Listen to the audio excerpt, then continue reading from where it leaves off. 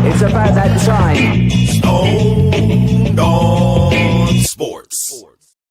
How you doing, everyone? You're tuned in to Stoned on Sports Fantasy Football. My name is Matt. Got co-host Kyle here with me today. It is Thursday. We're talking starts and sits.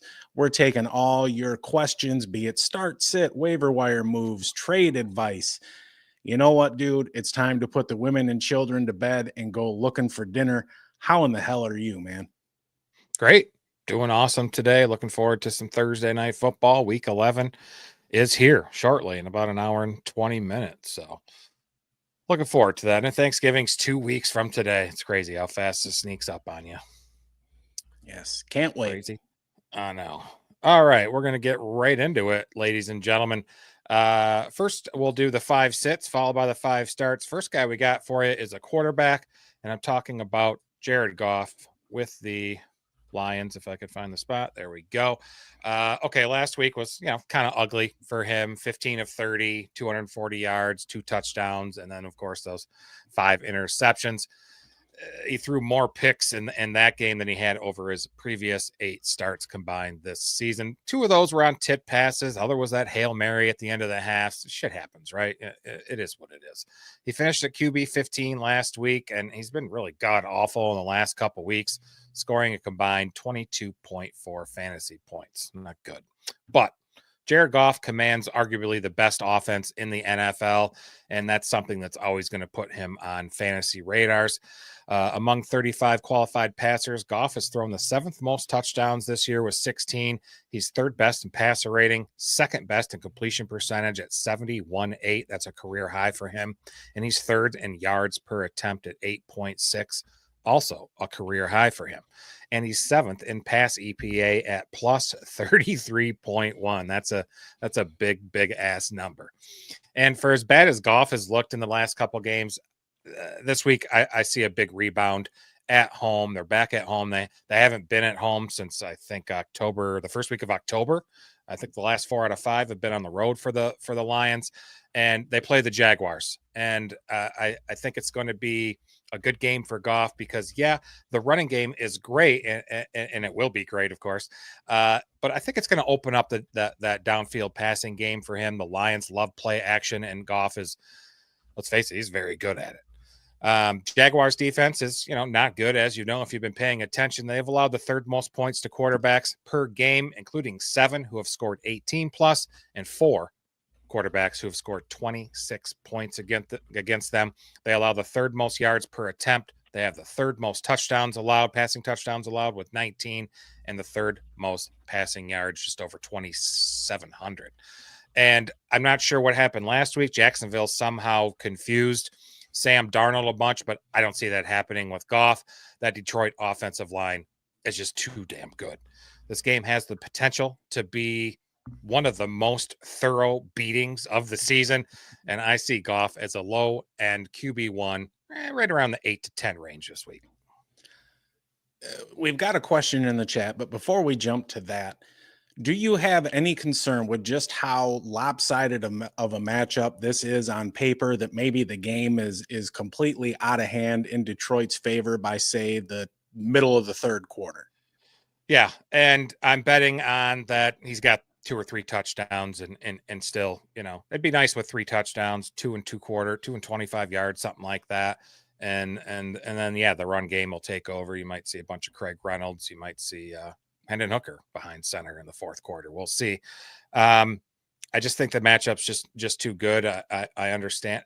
And with Jacksonville, I guess they're not really playing for much. Trevor Lawrence isn't going to be starting there. It's going to be pretty rough for Mac Jones, but I get your point. I completely do. I just think he'll score enough to be a QB1 this year or this week. Sure. I mean, it makes sense. If Detroit's up big, chances are he's going to be a big reason for that. Yes.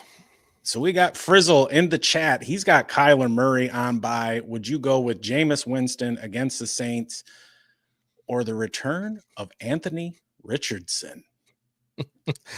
Definitely Jameis Winston against the Saints for me. I mean, so what? Anthony Richards looked horrible. He had to take a play off a couple weeks ago. They replaced him with Flacco. That didn't go well. Now it's rotating musical chairs there in Indianapolis, and you can't trust AR yet. It's Jameis all the way, and that Saints defense is pretty weak.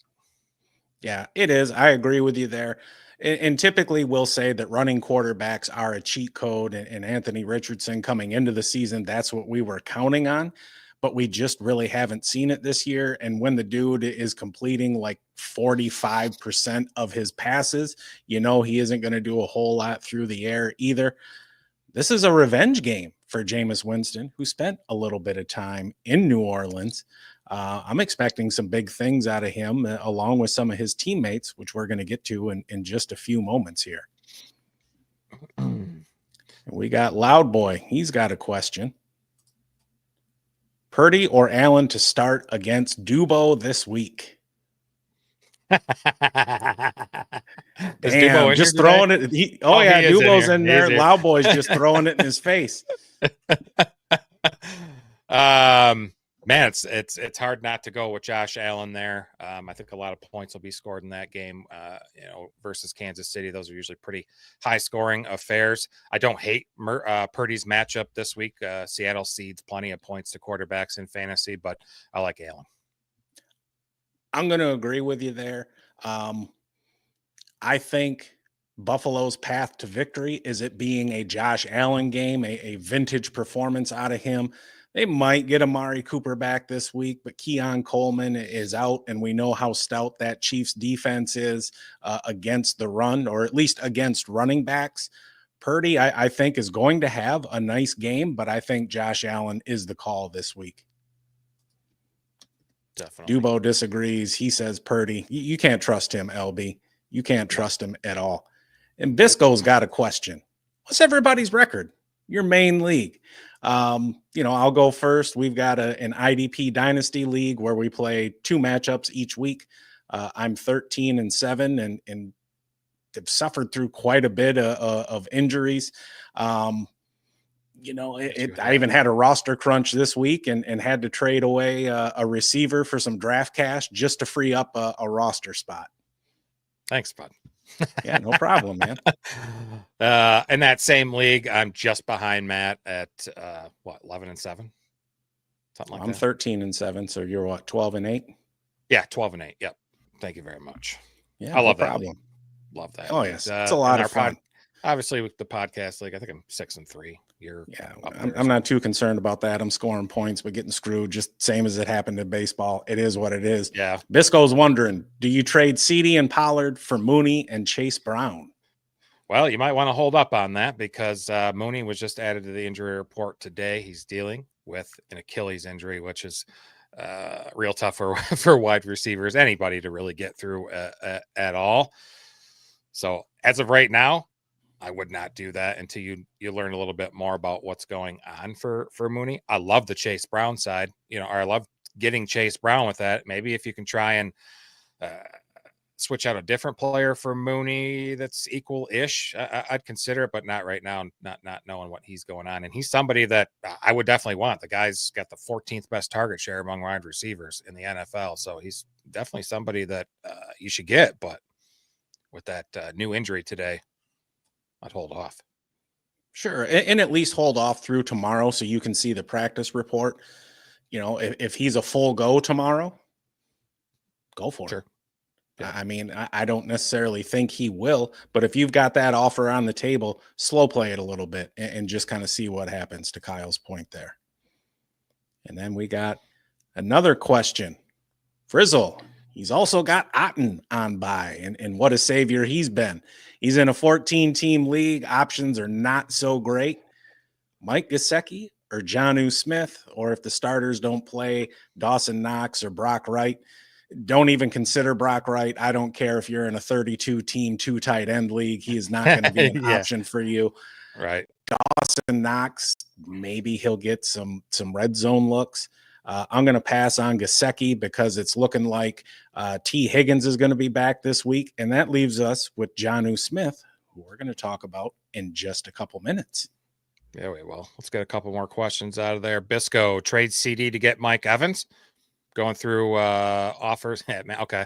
I mean, I would Dak's gone for the rest of the season, no matter who's going to be behind the center there for Dallas. I don't think it's going to. I mean, CD still should command all the targets, but it just hasn't. He's had a down season, and Mike Evans is still trending to be back next week, I believe, right? Yeah, I actually saw a report come out. If they weren't on bye, he probably would have been ready this week. Excellent. But since they are on bye, it's at least from everything I've seen, he's going to be wheels up for week 12. That team, even though Baker has continued to put up some decent numbers in the absence of both Godwin and Evans, helped out by the aforementioned Cade Otton, that's going to be a huge boost to that offense. And Mike Evans is going to get fed. And to your point about CD, yes, he's going to get a lot of targets, but what is the quality of those targets going to be when you've got Cooper Rush throwing him the ball? Agreed. Definitely. Go get him. Supersonic, Goddard or Kittle against Deebo. Man, he's just driving that knife in a little farther. Tuffy. Kittle. No, not for me. To me, Kittle is the obvious answer. Dallas Goddard, he'll give you a spike game once or twice a year, but he really only has good, solid week-over-week value if one of A.J. Brown or Devonta Smith is out. It's almost like he's the handcuff to those two receivers. Yep. I'm going Kittle all the way. Same. Forever Eagles, welcome to the show. Appreciate you stopping in. Who should I start in a flex in a full PPR? Dobbins versus Cincinnati, Shakir versus Kansas City, DJ Moore versus FTP, and Josh Downs at the Jets, which would be a no, or Jamison Williams versus Jacksonville. Ugh. I like Dobbins. I like Williams. That'd be about it. Yeah, I'm going Dobbins there. Without a doubt. I understand the temptation of JMO because he really only needs 3 catches and he can get you 100 yards and a touchdown with that. Yeah. DJ Moore is just flat out not a consideration. That Chicago Bears offense is really reeling and in shambles. AR coming back in. Yeah, maybe they get lucky with a deep shot to Josh Downs, but I wouldn't really count on it. Khalil Shakir, he would have more appeal if both Amari Cooper and Keon Coleman were out, but it's looking like Amari Cooper is going to give it a go this week. That leaves Dobbins, and you know, as we go through the process of elimination, I don't even really think it was necessary because to me, he's clearly the best option of that group. Yeah, volume wise, it's him. You know, and you need that. Good luck forever. Hope we helped you out there. Blue Yay's in the chat as well. Looking forward to the game tonight. Us as well. Hope you are doing well there north of the border. One more question and we'll get back to it. Love or Hurts this week? I like Hurts this week all the way. Same. Love has really struggled since the last few games. He just can't seem to stop throwing picks. I think he's tied for second in the league with picks. And Hurts has got a good matchup tonight. Yeah, agree wholeheartedly. And did you catch the second part of that question? Oh, nope, I did not. My bad. Yes. Should I trade? So he's got Laporta is questionable. Should he trade for Jonnu or pick up Knox? Of those two, I'd rather have Jonnu Smith. I would have a hard time believing that TJ Hawkinson, Sam Laporta is going to play this week. He's dealing with that injury, and Detroit is not going to need him against Jacksonville. Let the man rest and get healthy. We're getting to the point in the season where, you know, they've been banking wins all season long. Now it's time to kind of start looking towards the playoffs and doing what you can to get there healthy. Playing Sam Laporta against the Jaguars, who are going to be running Mac Jones out there, it works opposite of that intention. If you don't have to give up a whole hell of a lot to get Jonnu, I would go that route. Cool. Well, we still got questions in here. We'll keep rolling. How about that? Sebastian, welcome back to the show. Appreciate you stopping in. It's always good when we get you guys in here every week, every show. We love this community that we're building, and we love helping you guys as well. Hawkinson or Kittle, or play both with one as a flex. Who's Minnesota got? God, I always forget this stuff. The Titans. Their Titans are very tough against tight ends. They were a little bit better in the beginning of the season. They've got a little worse as the season's gone on, but they're still pretty good. He did see 9 targets last week, Hawkinson. He did. George Kittle is the tight end 1. He has been the most consistent, highest performing tight end in the game. Under no circumstances should you ever consider sitting him. As far as making the call for Hawkinson to play him in the flex, it would really depend on what your other options are. In a vacuum, I don't hate it just because of the target volume that he sees, even though it is a tough matchup. But without knowing what other options you have to play there, it's tough to make a call. Sure. Yep. If you got follow-up questions, we'll get to them as well. Tyler, welcome to the show. Start Jayden Daniels or Bo Nix? I know Daniels is kind of on the temper your expectations list this week. Does that still change your mind at all? No, I mean, Bo Nix has been a borderline QB1 over the last, half dozen weeks or whatever it may be. Jayden Daniels, and we're going to get to him here in a little bit. This is a damn tough matchup. This is a huge ass game on the road. Division opponent, I'm looking for a down week for him. The Broncos get the Falcons, and their defense isn't really going to scare anybody, and they get that game at home. For me, it's going to be Bo Nix. Excellent. Good luck, Tyler. Too early to stash defenses for the playoffs? Yeah, probably maybe a couple weeks early. I've never went farther than 2 weeks ahead. Yeah, and you got a couple good defenses there. Honestly, I would pick the one with the best upcoming schedule and just hold them. I don't remember offhand if both of those teams have already had their bye or not, but I'm generally not a fan of holding multiple defenses. Nope. Is Kittle playing? Yeah, it came out yesterday. Coach Shanahan said that he is expected to play. And our sources tell us he will be out there. Right. Blue Jays. He's thinking Myers over DJ Moore in the flex. I think that's probably the right call with how bad Chicago looks and DJ Moore looks this year. I'd probably go Myers. Yeah, I think so too.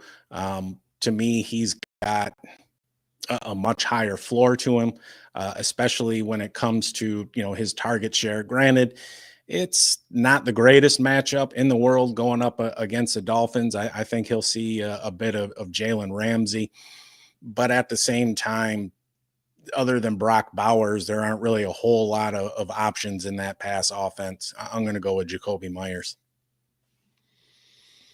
And Kelsey's in here with her weekly question. Burrow or Herbert?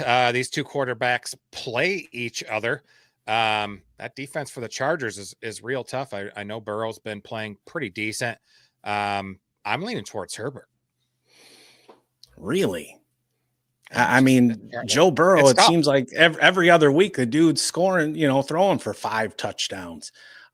He gets T. Higgins back this week. This is the Chargers defense. It is a tough matchup. I trust the Chargers to run the ball more than I do the Bengals, and I think that's going to have an impact on Herbert's overall pass volume. I think for Cincinnati to stay in this game, Burrow's going to have to chuck it all over the field because I think the Chargers are going to take the air out of the ball. All right. While we're going on to the next guy here, hit that like and subscribe. We're here every Tuesday and Thursday, 7 p.m. Eastern, and Sunday at 12 noon Eastern. Next guy up, Jonnu Smith. He's been in the chat here quite a bit already. He's been more involved with the Dolphins offense, and he gets a Raiders defense this week that is just bleeding points to tight ends in the last month. Here's Matt to tell you more. Yeah. So the Raiders have allowed the 4th most points to tight ends, and they're one of just 5 teams to allow 15 or more points per game. And they're allowing the 2nd most points per game in the red zone, and they're tied for 3rd with the most touchdowns allowed to the position. Their per game average against tight ends, 7 targets, 6 grabs for 60 yards. You mean to tell me you ain't going to take 12 points in a PPR from your tight end, especially one who's probably sitting out there on the wire? He gets an excellent matchup against linebacker Divine Diablo, whose 1.45 yards per route covered is the fourth worst among coverage linebackers versus tight ends this week. Over the last month, Jonnu's been the number 9 tight end, and he's been averaging 11.4 points per game. He's 15th in yards at the position, 11th in target share, 12th in yards after the catch. He's got more drops than red zone targets. So, he's not a perfect player. That's not really a plus, but he's 5th in receptions of 10 plus yards with 19. He's second on the team behind Achan's 24 targets the last 4 weeks with 23. The next closest is Tyreek Hill with 20. 44 targets on the season, is tied for third on the team with Jalen Waddle. And who would have thought that coming into the year? He's being used as a big slot this year, which is really out of character for him. And I love me some big slot.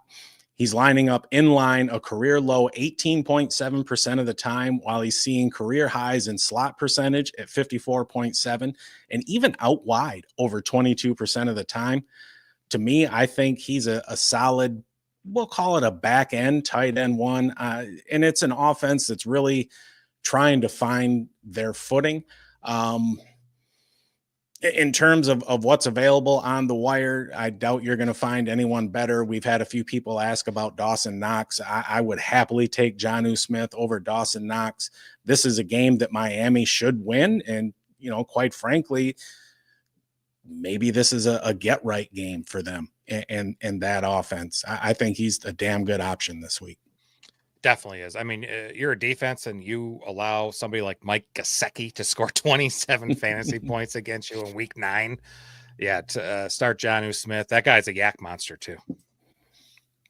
Nothing in the chat. I've kind of handled it. Sweet. Next up, we've got another start for you. We're going to the running back position. This guy was not the first running back off the board, but either second or third, depending on if you preferred him or Bijan Robinson. Gets a nice matchup against the Colts this week. Kyle, what do you think of Breece Hall? Well, he's been kind of bad lately, right? He delivered another shitty performance last week. 10 attempts for 52 yards, caught all 4 of his targets for 31 yards, scored just over 12 points in PPR. In fact, he has now failed to score over 13 fantasy points in 3 straight games. If you have him on your team and you've watched the Jets play offense this year, it's difficult not to panic, right?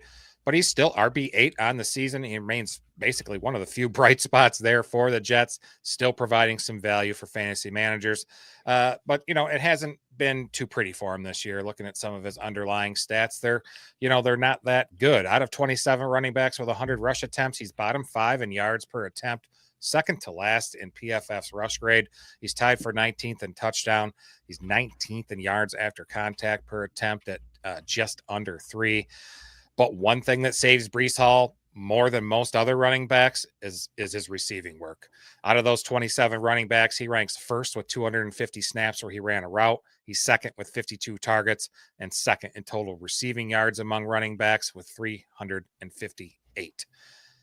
This week, this matchup, I think, is a get-right game there for Breece. Colts allow a ton of points to running backs, the 11th most in PPR, in fact. And they've allowed 5 running backs to beat them for 15-plus points, including 4 running backs who have hit that mark since week 6. They allow 4.3 a carry. They've given up 400-yard rush games to running backs, and they have allowed the 12th most receptions to running backs, something that should be huge for Breece right there. And volume. He dominates all the touches and the snaps out of the backfield. I got him as a mid to low RB1 this week in a fantastic matchup.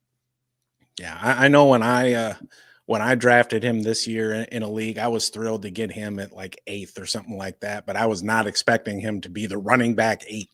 Like I was expecting top 3 at least. Sure. But this is a chance for him to put up a number. Definitely. We got a couple questions. Where in the hell did that go? Oh, it moved on me. Let's try that again. It does that. Back halves. Would you rather start James Cook or Brian Robinson this week? Yeah. So later, actually, I'll foreshadow a little bit. So he's a sit for me this week. He's a temper your expectations this week. James Cook is, but I hate the matchup with Brian Robinson. A hell of a lot worse than the one against the James Cook against the Chiefs. I think I'd go with Cook. Yeah, I think so too. Brian Robinson been dealing with that leg injury. That Eagles defense is the truth. Not to say Kansas City isn't. Sure. But I could see Robinson really ceding some touches to Austin Eckler, using him more as a pass catcher out of the backfield this week. I'm going to agree with you, James Cook, but that's the couple tough options there. They are. Extended Mags, is that where we're at? No. Yep, Extended Mags joining us from Twitch. 3 receivers for the week: CeeDee Lamb, DeAndre Hopkins, Quentin Johnston, Cedric Tillman, Noah Brown. Well, I think Hopkins and Tillman are definitely in, right? Yep. So we're just got to pick from the other 3: Lamb, Johnston, or Noah Brown. I don't like Lamb because of the aforementioned shittiness there in Dallas. Make the call.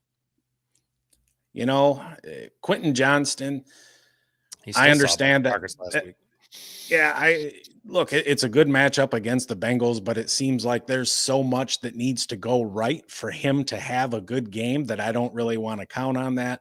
Noah Brown, I think we talked about him on Tuesday and how he's kind of emerging as that second option there in the Washington pass offense. I hate this matchup for him this week, though. I'm actually going to go with CeeDee Lamb, really just based on volume. I mean, yeah, he might get, 9-10 targets with 5 or 6 of them that are actually catchable. But I mean, he's one of, if not the best wide receiver in the league. If you don't think he's the best, like, he's right there in the conversation with Jefferson and Chase. And it's absolutely, even with that bad quarterback situation, it's hard to sit him. And I went through something similar earlier in the season with Tyreek Hill when Tua was out. You can't sit him. Nope. You cannot. Timothy's in here. Real questions. Younghoe Koo or Jason Sanders? Koo is coming off that stinker. Can he bounce back? It's possible. Or is Miami going to run up the score on the Raiders? When the head coach has to come out and say, yeah, the kicker is still our starter, like, that to me is a problem. I'm going to go with Sanders, honestly, just because he's been more consistent over the past few weeks, and kicker, really, unlike any other position in football, can suffer from the yips. And Sure. That's bad. It is. Who's been really good so most of the year. He's kicker 8 on the year. Sure. But yeah, I agree. Bisco, pick 3 this week: Nico, CeeDee, Ladd, Tillman, DJ Moore, Pollard, and Amari Cooper. I'm starting Nico. Well, I'm definitely starting Nico. I think that man, that's a tough one. What you think? I'm starting Tillman. Yep. Against the Saints. To me, it comes down to Ladd McConkey and Amari Cooper. So CD's not in this group this time for you. Correct. There's better. Okay. Yes. Okay. McConkey has been doing pretty damn well, but still, and maybe this is old school me talking, I still have a hard time trusting rookie wide receivers, especially in what's been a lower volume pass offense there with the Chargers. Amari Cooper coming off the wrist injury. He had all those decisions to make, but now apparently he's made them and he's feeling a little bit better. If Amari Cooper goes, that's who I'm taking. If he doesn't go, I'm going with Ladd. Okay. Good luck, and that's Bisco. a 1:00 game. Oh no, that they're both 4:25 games. Or no, that Bengals Chargers is Sunday night. Reading is difficult. Dylan, what's up, man? Haven't seen you in a minute. Full What's up, PPR. Daniels, Justin Herbert, Dobbins, Walker, Jacobs, and McLaurin. What else we got? Hopkins, Dell, leftover running back. You don't choose above. I'm confused. Are you confused? Do I have to pick 2 running one of them backs? is for a flex. Okay, I got it now. All right, quarterback. I'm going with Herbert over Daniels. Yeah, it's a tough matchup. Running back, I think you got to go. Dobbins and Walker. God, I just hate Jacobs this year. Chicago's kind of a run funnel defense. I'm going to go with Dobbins and Jacobs. Okay. And Ken receiver. Walker, McLaurin, Hopkins, or Dell for the flex. Oof. You know what? I'm going to go with DeAndre Hopkins. I figured you were going to do that. That's who I would choose. That's who I would choose as well. Good luck, Dylan. Heck yeah. Aldo, welcome back. Half PPR, pick one wide receiver and a flex out of CD, Tillman, Dobbins, Mooney, and I'm going to guess Devonta Smith. All right. So Mooney, he's got the injury thing with that Achilles that came out today. So, who knows? Definitely want to check the report to see what he does tomorrow. Tillman's definitely a start for me. Yeah, I'm going like Tillman and Dobbins. Yeah. Yep. Excellent. Good luck, Aldo. Go get that dub. Kelsey's got a good one. Some pick 2 fantasy football food. Pizza, wings. Ooh, tri-tip. What the fuck? Is sushi on here too? Fried chicken, nachos with a bottle of Cheese Whiz. Question. Ugh.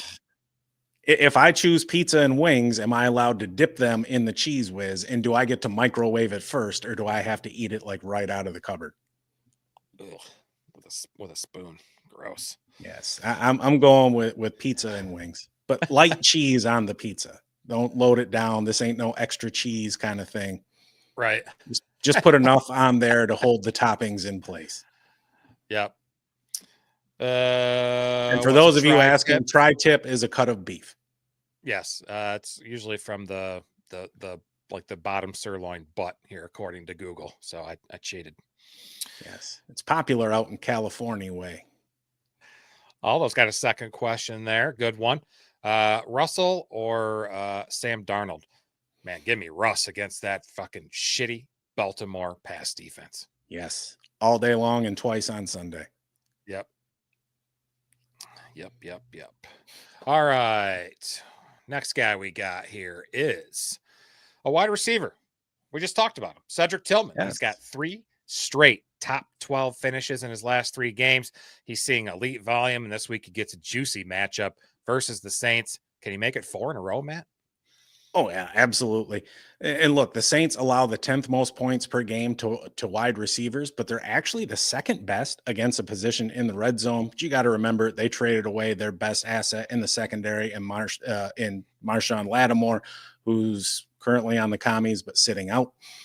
They've only allowed 6 touchdowns to wide receivers. That's tied for the 3rd fewest. Their per game average 13 receptions for 169 nice 0.3 yards. Over the last 3 weeks, though, Ladd McConkey went for 111 and 2. Drake London went 8 for 97. Darnell Mooney went 5 for 96.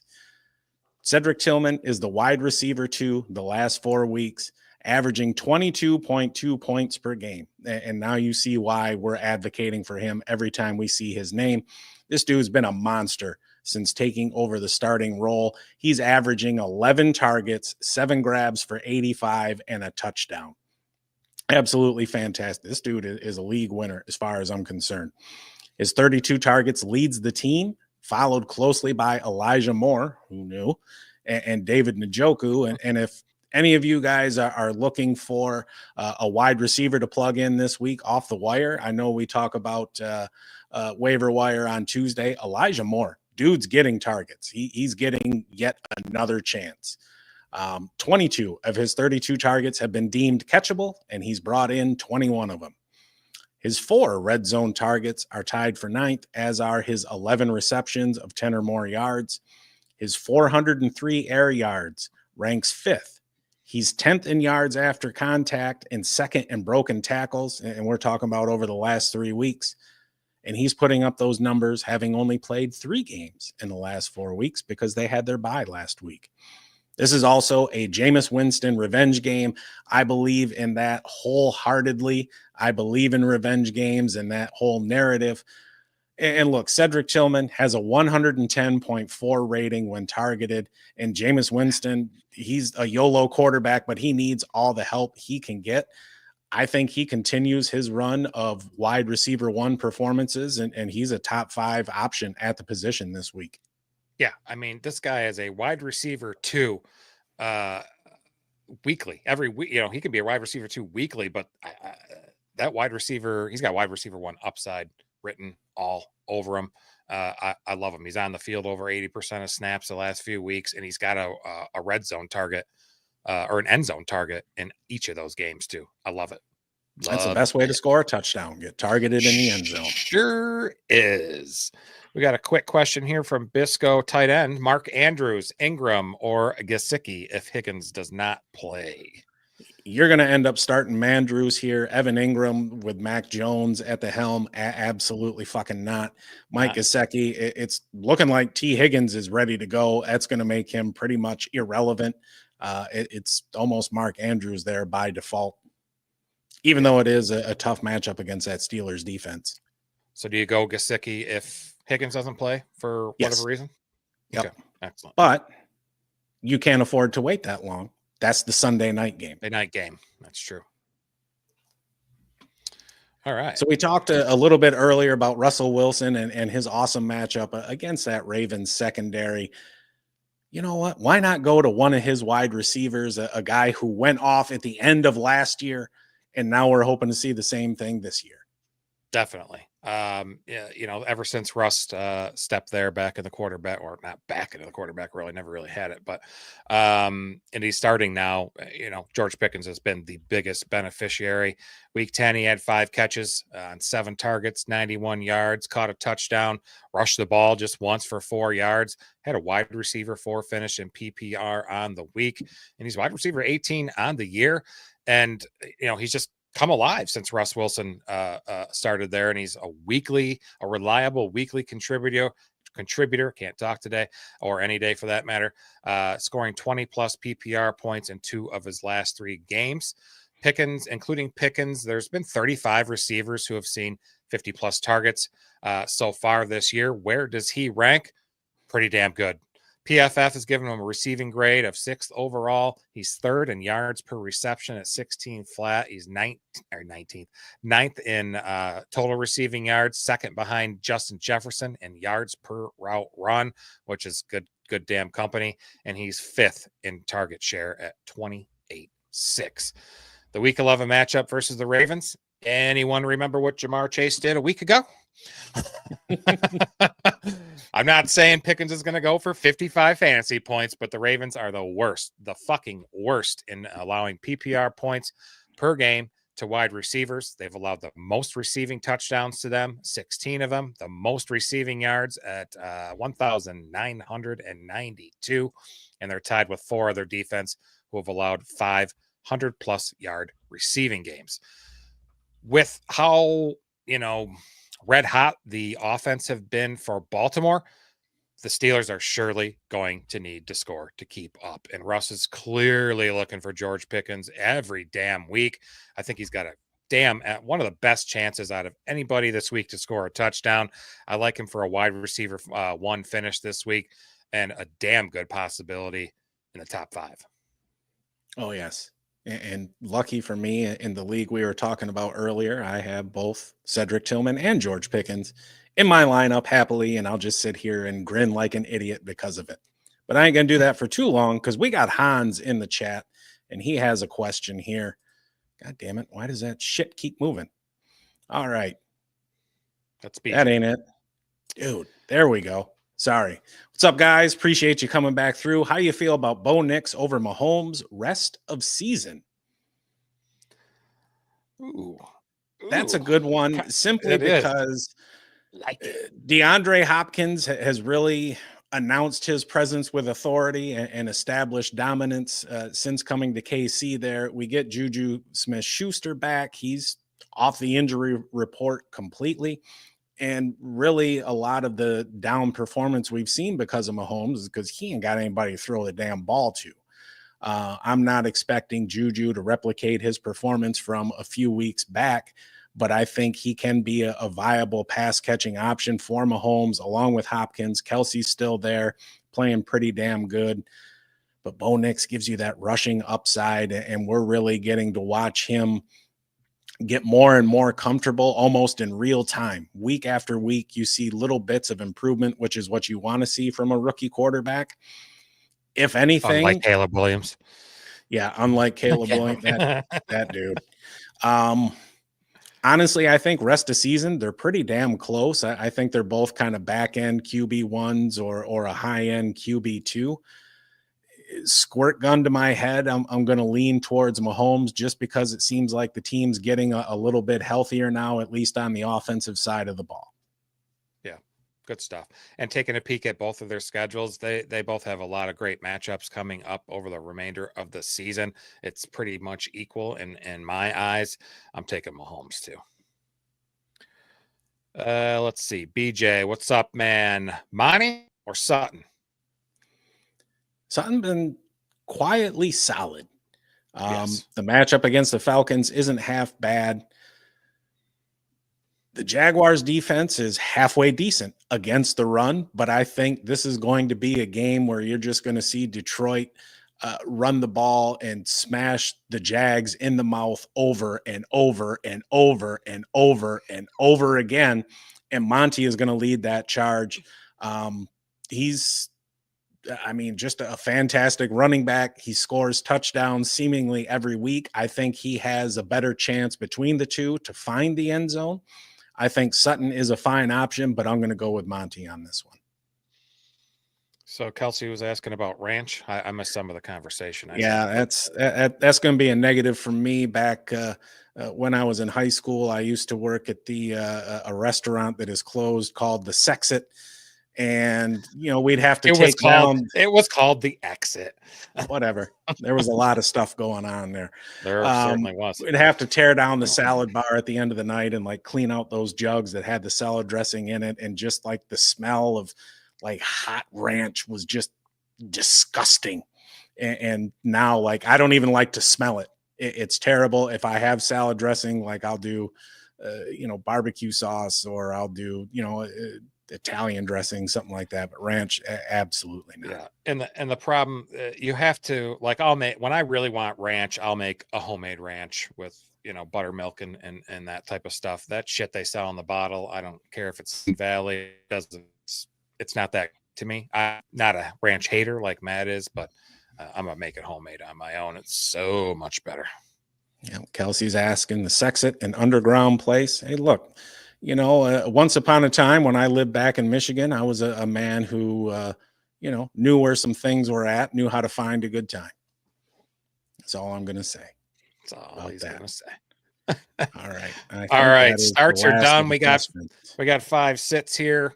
Trying to get this done here in 20 minutes or so. So Jayden Daneils, we've actually talking about him a sit pretty much the whole show, but he's come down to earth a little bit. Last 4 weeks, he's just QB 25 in points per game. And this week, or tonight, actually, he gets to face the Eagles, a team that's the best against quarterbacks. How do you see this week going for the Rook?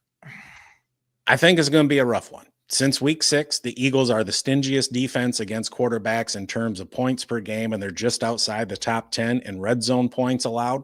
They're one of 2 teams allowing fewer than 10 points per game to the position. Daniels' last opponent, the Steelers, are the other one, and we saw what he did. They're top 10 in fewest completions allowed, giving up a league low 148 pass yards per game, and have allowed exactly 1 passing touchdown while snagging 4 interceptions. They're not really giving up much on the ground either, averaging 5 for 18 with 1 total touchdown. And look, Daniels having a great rookie season by all accounts. He's 12th in yards. He's 6th in yards per attempt. He's 10th in air yards, 6th in passes over 20 yards, and 5th in passes over 30 yards. And he's been a top 10 option at the position really all season. He scored 19.9 or more points in 7 of 10 starts. He had less than 10 points last week against the Steelers, and what is essentially the second toughest matchup for quarterbacks. He barely cracked 200 yards on 34 attempts and had 3 carries for 5 yards. Both of those were season lows. To make matters even worse, the Eagles defense is also allowing the fewest points per game to running backs and wide receivers since week 6. They boast 3 of the top 32 cornerbacks, according to PFF, with rookie Cooper DeJean ranking 4th. Now I understand he covers the slot, but what he does covering so damn well is eliminate options for the quarterback. If you know your slot's going to be covered like a damn wet blanket, that means you've got to look elsewhere. That means that now maybe your hot route isn't going to be there and you've got to take off and scramble instead of getting rid of the ball quickly. Anytime you can eliminate options as a defense, that's a good thing. Honestly, I think this week he's a mid to maybe high-end QB2. I'm starting him in a league simply because I have to, because I've got Baker Mayfield on bye. And I understand if you have to start him too, but this is not a good matchup for him at all. It is not. It is not. So back in draft season in Green Bay, there was love in the air. And then he got hurt. And then he started to play shitty. And now here he is going up against a Bears team who, I mentioned a moment ago, they're more of a run funnel defense. I see they did just put Brisker on IR due to a concussion he suffered over a month ago. So there is he suffered that on October 7th, and they just put him on IR today. Kyle, how are you feeling about Jordan Love? Not loving him this week. So just to recap, they were on bye last week. His last game was week 9 there against the Lions. That was that one in Lambeau where it just rained the whole damn time. He threw 22 of 39 passes, 273 yards, no touchdowns. That's his second straight game without throwing one. And he threw a pick as well, scored just 11.9 points. And he's really struggled in his last 3 games. He's put up an average of just 12.5 fantasy points, along with 4 picks. And he is now tied for the most picks thrown this year with 10. That's not good at all, considering he tossed just 11 of them all of last year through 17 regular season games. 25 quarterbacks, including Love, have dropped back 200 plus times or more. He's ranked 16th in PFF passing grade. He's 23rd in completion percentage, not too good. 22nd in passing yards. Remember, he did miss a couple games there. 16th in passer rating, and he's middle of the pack in pass EPA. He is on the plus end at 4.4. This week, as Matt mentioned, goes on the road, faces the Bears in Chicago, who have had their own struggles on offense, but remain pretty damn tough on defense. The Chicago allows the fewest points per game to quarterbacks, just 10.4, and they allow the fewest points in the red zone as well. And the Bears, QBs versus the Bears, they've thrown just 6 touchdowns, tied for the least, in fact, and only one QB has thrown more than 1 touchdown pass against them this season.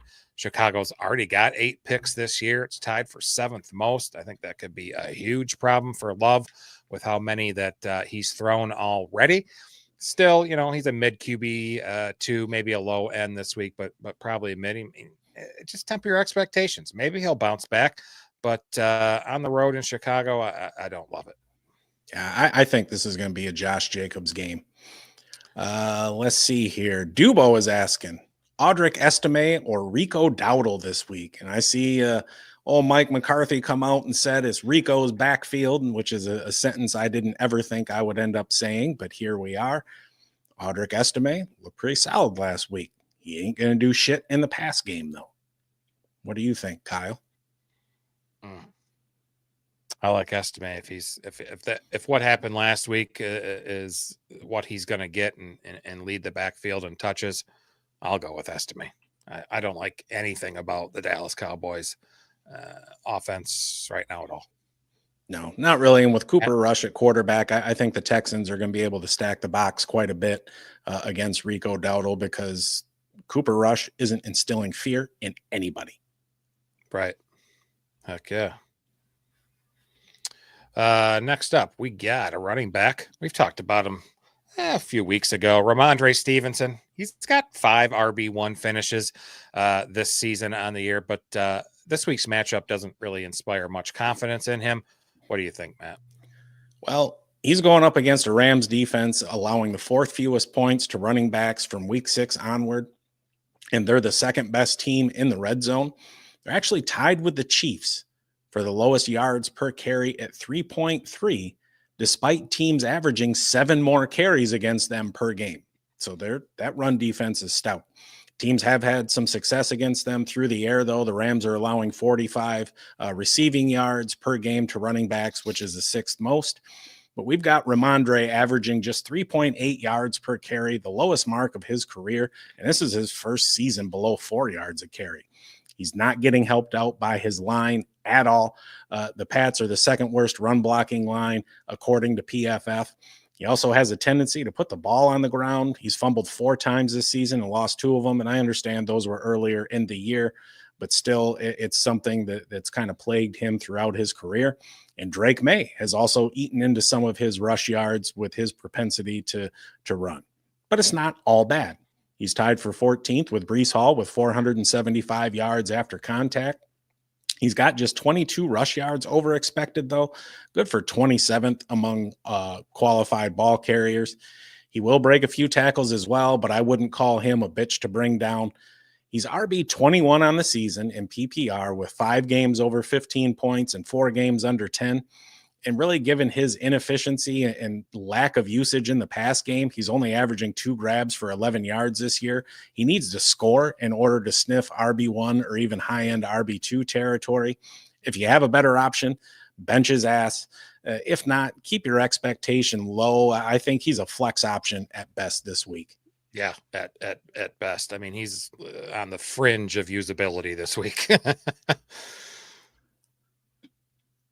All right. One more running back. We talked about him a little bit earlier. He is going up against an absolutely monstrous rush defense in the Chiefs this week. Kyle, talk to us about James Cook. James Cook. So, yeah, it says sit him, right? Folks, I know you can't sit James Cook, right? Especially during bye weeks. This is more of a warning to keep your expectations to a minimum. Last week, he rushed for 19 times for 80 yards, got a touchdown, saw 3 targets, and caught one of them for 5 yards. He's had a pretty good season. He now has 4 rushing touchdowns in his last 4 games and a total of 8 on the season, tied second with David Montgomery and Kyron Williams. I think that's the 8 touchdowns is good going into the season. People were very worried about him being able to score touchdowns. It was a major concern for people that were wanting to draft him due to Josh Allen usually vulturing some touchdowns from him. But this year it's been pretty great for fantasy managers. 27 running backs have rushed 100 times. Cook is one of them. He's 13th in yards per attempt. He's 17th in rushing yards with 576. For some context there, just a side note here, number 1 in the NFL is Derrick Henry, has him almost doubled up at 1120. That's just nuts. He's 21st in yards after contact per attempt, just 2.9, and his rush EPA is negative at 2.4, and his rushing success rate is in the bottom 10. Matt mentioned brutal matchup against the Chiefs. They've not allowed a running back to score more than 13.2 points to any running back this season. That list includes Bijan, Derrick Henry, not Amari Cooper, Alvin Kamara. Damn good running backs. Casey's number 1 in the NFL, allowing the fewest PPR points per game to running backs. They allow the 3rd best in rush yards per game, just 83.2. They've allowed just 16 rushes of 10 plus yards, 2nd best behind another great run defense in the Baltimore Ravens. And for some context, the Colts are worst with 46 rushes of 10 plus yards allowed. Just horrible. So he's a mid-range RB2 this week, but carries, that RB3 potential in a damn harsh matchup. Yes, it is. Like I was saying earlier, I think this is going to be a Josh Allen game. Yeah, we got Daniel Caps joining us. Welcome to the show. He's worried about Scary Terry tonight and was wondering if Tillman should go instead. You have our full-throated support to do that. Huge game against the Saints. They suck. And Matt just talked about Tillman. If you wanted to watch the replay, guy's a target hog since Amari Cooper left there. He's getting a lot of the action. Elijah Moore too, but he's getting a ton of the action and scoring. Yeah, he is. I mean, he's averaging double-digit targets per game. That's just too many to ignore. Scary Terry has really come back to life with Jayden Daneils this year. I just absolutely despise the matchup against that Eagles secondary. I'm going Tillman here with confidence. Definitely. We got BJ too. Yes. Yeah. Oh, sorry. Go ahead. So he's kind of high on Jacoby Myers, and I've been high on a few things myself over the years. Now that he's the number one, would you start him over James Cook in a PPR? And he's got a tougher matchup going up against that Dolphins secondary, and specifically Jalen Ramsey. He doesn't typically shadow anymore, though, so they can move Myers around the formation. He'll spend a decent amount of time in the slot, too. Man, I still want to lean. Yeah, I still want to lead towards Cook a little bit. He's just the better player and a damn better offense, but the matchup's just so damn brutal. It is. What else we got here? That's it. One more guy. This one, it's a shocker. You're gonna be like, what? Deebo Samuel Sr. It's kind of seen his role change a little bit there. He's not making as many big plays as usual, and he's only got 2 touchdowns on the year, 1 receiving, 1 on the ground. Why else do you think he is a sit this week? You do this long enough and you just kind of get a feeling, right? Now the matchup. Seahawks allow the 2nd most points per game to the position, and they're a little worse than mid-pack in the red zone. They allow the 2nd most receptions and the 3rd most yards and over a touchdown per game to wide receivers. For his career, Deebo is averaging over 100 yards per game against Seattle with 4 touchdowns. He went for 100 and a touchdown on October 10th, which is the last time he scored. That's a long drought. He only has 1 receiving touchdown and 1 rushing touchdown this year.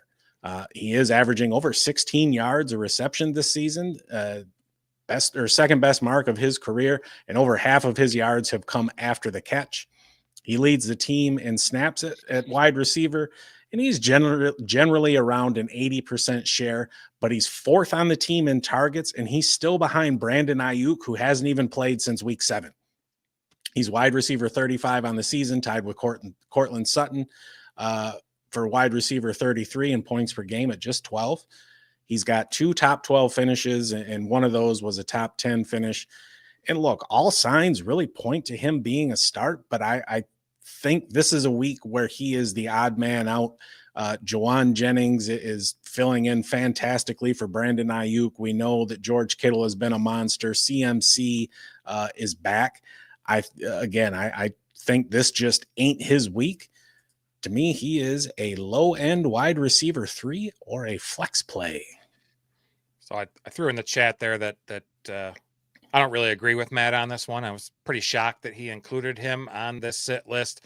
And it's worth noting that his highest scoring game this season was week 6, scored 20.7 points in PPR, and it was against the Seattle Seahawks. I'm personally not worried about this matchup against a divisional opponent that he has pretty much destroyed throughout his career. He's a start for me. We don't disagree much, but here it is. Well, I guess we'll find out come Tuesday who gets to hold their head high on that pick. It'll be me. Good luck, Kelsey. Hope you go 10-1. That'd be you awesome. Better go 10-1, damn it. You represent all of us as soon as you leave this show. All of you in the chat and watching live, you got to understand that you are a reflection of Stoned on Sports Fantasy Football. We expect you to go out there and win. Yes, we do. Yes, we do. All right, game starting soon. We'll get the hell out of here. We're going to be back this Sunday, obviously, for Tinker Time, even though we haven't really called it that. But it's our last-minute show there at 12 noon Eastern. Way to ask some questions. We'll take your questions live before lineups lock, help you out with any injury updates, weather issues, questions about trades. Hell, we love to bet on football, too. And hold up. We got a last-minute question in here. We'll get one more in here. Cedric Tillman or Calvin Ridley in the flex in a PPR. Calvin Ridley has been going off the past couple of weeks. Yeah, and the matchup's good with against Minnesota. Yeah. But I still like Tillman. Yep, same. Yep. Good luck, Definitely. WT. Heck yeah. And also for everyone out there, we got merch. You want to get a kick-ass hat like this? You want to get an awesome shirt that Kyle wears? We'll call it once every 4 shows. Hit us up on X. We'll get it out to you. We'll go over all the details. They're cheap. Hats are $25. Shirts are $20. That's delivered. If you want them both, we'll get them both to you for $40. All proceeds go to us. That's right. All right. Have a good night, everyone. Stay stoned.